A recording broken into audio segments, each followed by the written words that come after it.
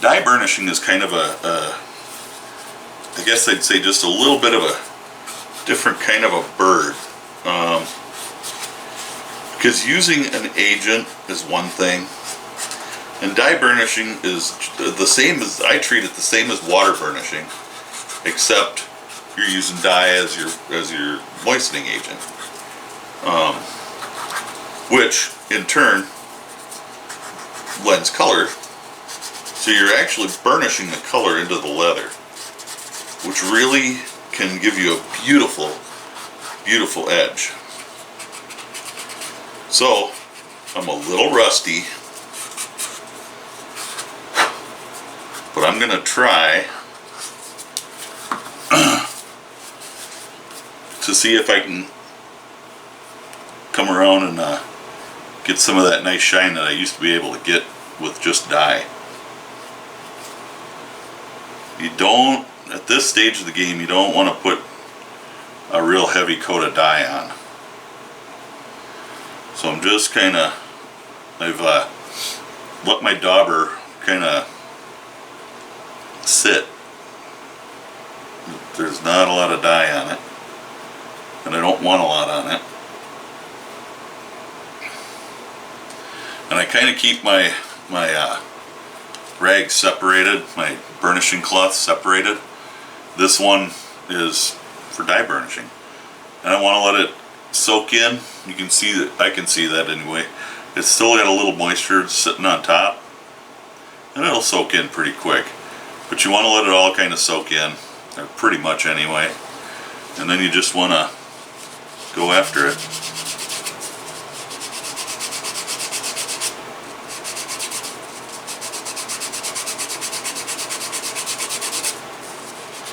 Now this, usually I'll have to go over it 2 or 3 times before I can get that really nice shine out of it.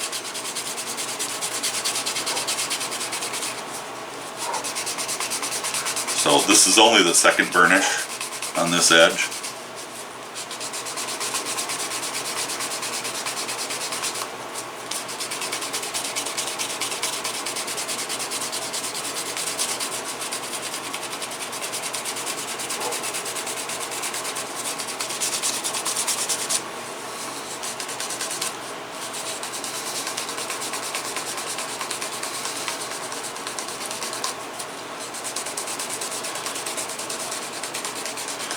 And you do have to work a little more for an edge like this.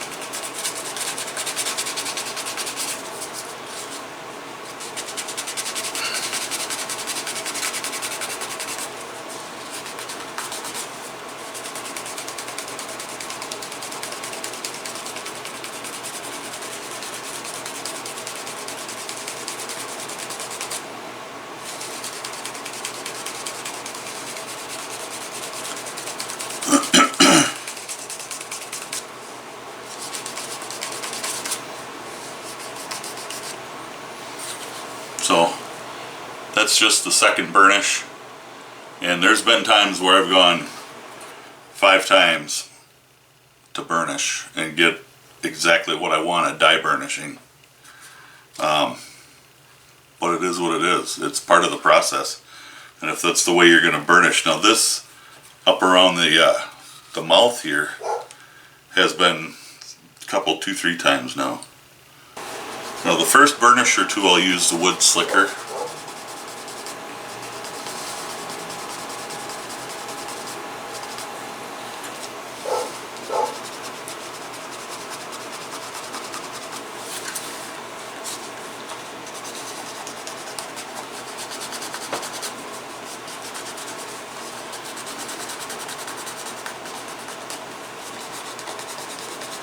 I definitely need to switch, get a new rag or a new piece of canvas out.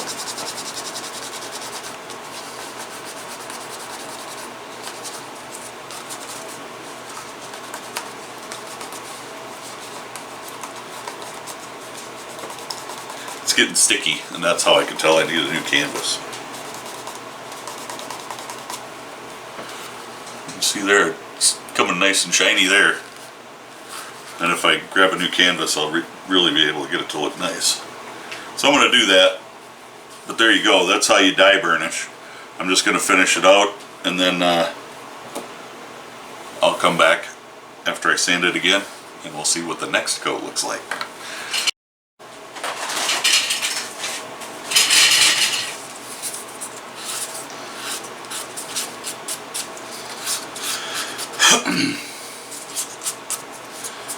Alrighty, well, I think I'm ready for the next burnish. The stuff around the top here, I think this will probably be the final coat. I did grab another piece of canvas out. I've got like yards of this stuff, so I usually will just cut off about a foot of it. I cut it into pieces about this size because they're convenient.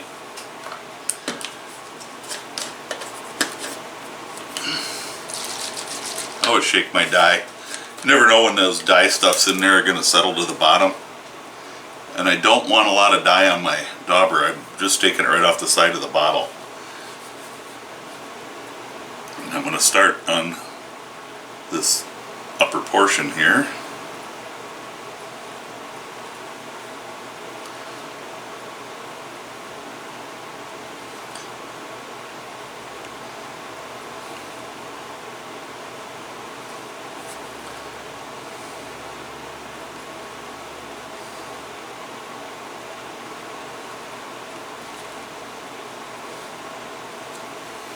I'm not doing the whole thing, I'm just going about as much as I think I can burnish before the leather, or before the dye is, you know, if it's too dry, you can't burnish it.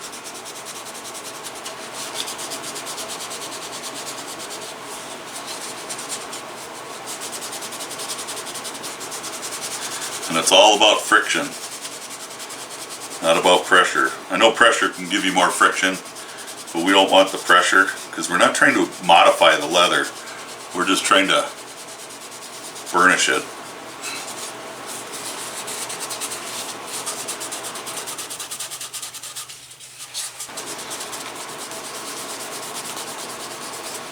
And the camera is not gonna pick this up the way it really is. But I'm gonna show it to you anyway. I left this side unburnished and this side is burnished. So hopefully you can tell the difference and see just what a difference that made. Now I'm going to do some down here where it's doubled up. And I'm just going to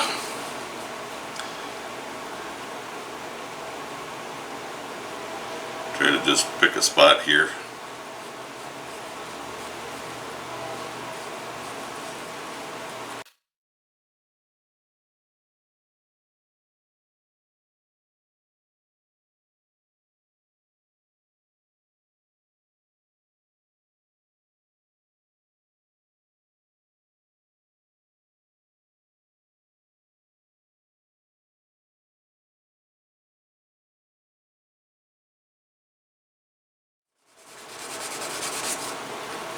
Now, just because I know that this is going to get one more, and I can tell just because of the way it looks here, but it's just going to get one more sanding and one more burnish, and I think it's going to be done. But it sure looks nice. You almost can't, you know, aside from in the middle there where it needs to be taken down a little more, it looks pretty good. So there's a quick little bit on dye burnishing. And why I switched to Tokonole and Gum Trag. Depends on what I'm working on as to what I'm using. The Gum Trag works, they both work really well on a like a 3 to 4 ounce, some of the lighter weights of leather. Dye burnishing, here's the one caveat of dye burnishing, you can only do it to veg tan. So if you're working on a chrome tan leather, you can kind of use the Tokonole on a chrome tan, or you know, some of the lighter kinds of leather. You can't use dye on chrome tan, it just doesn't work. Chrome tan doesn't burnish worth a darn anyway.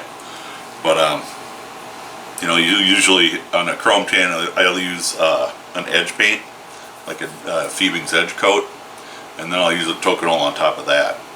So the edge coat will kind of seal the edge, and then the Tokonole will just kind of put a nice polish on it. So it gets to be one of those. I don't like using chrome tan, but it's the best for doing bags and stuff. Veg tan is what you use for holsters. Chrome tan doesn't react real well with metal, so you don't want to use chrome tan on a holster. But anyway, I'm going to keep burnishing. I'll let you know how much more I go. This is only the, technically I guess, the second real burnish. The first one is just the one that I do when it's wet forming. I just kind of go and do a quick little burnish on it. So I don't really consider that a burnish. Just kind of smoothing everything out is all it really is. So I'll let you know when we're done. But this is the Hellcat holster that's going out to BarnOwl, and then I've got another one that I'm making to go with it. It's got a stiffener on that one, and I kind of want them to evaluate them, see which way I'm going to go. I'm working on making these holsters a little less bulky. The one for my shield is kind of bulky, and for me it's not a big deal because I'm a big guy anyway. BarnOwl isn't as big as I am, not even close. I have finished both versions of the Springfield Armory Hellcat holster. This one is without the extra stiffener, this one has the stiffener. They're both great. They both turned out wonderful. This one is a little more flex to it. This one of course doesn't have as much, but both of them hold the gun really well. They need to break in, of course. So once they're broke in, they'll hold it like the one for my shield does. The patterns are exactly the same pattern. I just added this extra stiffening piece up at the top to give it a little more rigidity so that it doesn't collapse when you draw your gun. The one for my shield, it's unloaded, maybe, but you know, is now fits really good. It's kind of loose, but that's okay because once it's in your waistband, that gun's not going anywhere. And I like this holster a lot. I like carrying this shield. And these will loosen up too as time goes on. But they're great holsters so far. We'll get them sent down to BarnOwl. I'll leave a link to his channel so you can see what he does to them. He's going to have these two in the 1911 Avenger holster. We'll see what he does with them. So that is the Hellcat series all wrapped up. Stay safe, God bless, and thanks for watching.